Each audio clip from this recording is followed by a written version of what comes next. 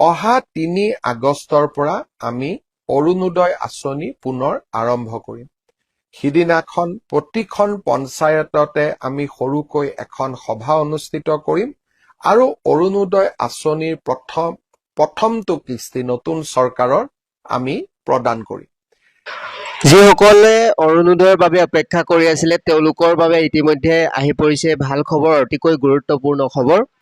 অৰ্থাৎ আপোনালোকে এপ্ৰিল মাহৰ পৰা অৰ্থাৎ ইলেকশ্যনৰ পাছৰে পৰা নতুনকৈ যিখন চৰকাৰ গঠন হ'ল তাৰ পাছত যিহেতু অৰুণোদয়ৰ টকা লাভেই কৰা নাই, তো এই মুহূৰ্তত আপোনালোকৰ বাবে অতিকৈ গুৰুত্বপূৰ্ণ খবৰ যে ৩ আগষ্ট তাৰিখে আপোনালোকে লাভ কৰিবলৈ গৈ আছে অৰুণোদয়ৰ টকা।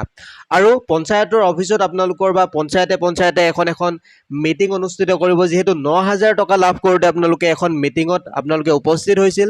তো তেনেদৰে আপোনালোকক এইবাৰো ৩ আগষ্ট তাৰিখে এখন মিটিং অনুষ্ঠিত কৰিব আৰু সেই মিটিঙতে আপোনালোকৰ অৰুণোদয়ৰ টকা লাভ কৰিবলৈ গৈ আছে অতি শীঘ্ৰে।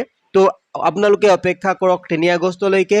ইয়াতে আপোনালোকে দেখিবলৈ পাইছে ইতিমধ্যে ৱেবছাইটবিলাকতো আপডেট আহি পৰিছে যে ৩ আগষ্ট তাৰিখৰ পৰা আপোনালোকে অৰুণোদয়ৰ টকা লাভ কৰিব।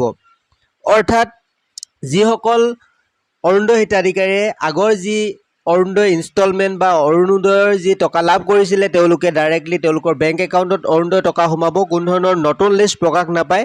যিসকলে অৰুণোদয় টকা লাভ কৰিছিলে তেওঁলোকে পুনৰবাৰ ৩ আগষ্ট তাৰিখে অৰুণোদয় টকা লাভ কৰিবলৈ গৈ আছে।